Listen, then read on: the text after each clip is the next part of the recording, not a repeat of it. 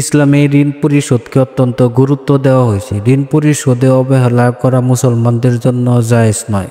যত দ্রুত সম্ভব ঋণ শোধ করে দেওয়া উত্তম, কারণ মানুষের জীবনে কোনো নিশ্চয়তা নেই।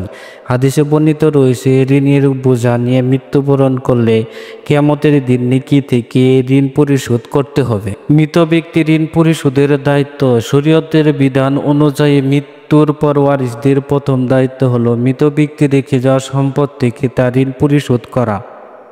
ঋণ শোধের পর অবশিষ্ট সম্পত্তি ওয়ারিসরা পাবে। পবিত্র কোরআনে এরশাদ রয়েছে, এসব ওয়ারিসদের প্রাপ্য ওসিয়ত পূরণ ও ঋণ পরিশোধের পরই দেওয়া হবে। যদি মৃত ব্যক্তির সম্পদ ঋণ পরিশোধের জন্য যথেষ্ট না হয়, তবে অন্য কেউ তা পরিশোধ করলে তা আদায় হয়ে যাবে এবং আদায়কারীর সওয়াব পাবেন। রাসূল সাল্লাল্লাহু আলাইহি সাল্লাম এক ব্যক্তির জানাজা পড়েননি, কারণ তার ঋণ ছিল এবং তা পরিশোধের ব্যবস্থা করা হয়নি। সাহাবী আবু কাতাদা রাদিয়াল্লাহু আনহু ঋণ পরিশোধের দায়িত্ব নেওয়ার পর নবীজি সাল্লাল্লাহু আলাইহি সাল্লাম জানাজা পড়েন। আল্লাহর রহমত ঋণগ্রস্তদের জন্য সুসংবাদ। যে ব্যক্তি ঋণ পরিশোধের ইচ্ছা রাখে কিন্তু সামর্থ্য না থাকায় তা আদায় করতে পারে না, আল্লাহ তাআলা কিয়ামতের দিন নিজেই তার পক্ষ থেকে ঋণ শোধ করবেন।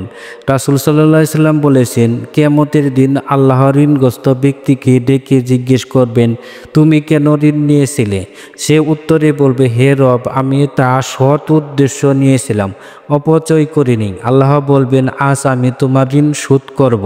আল্লাহ তাআলা আমাদের সবাইকে ঋণমুক্ত জীবন দান করুন এবং ঋণের দায়িত্ব সঠিকভাবে পালন করার জন্য তৌফিক দান করুন।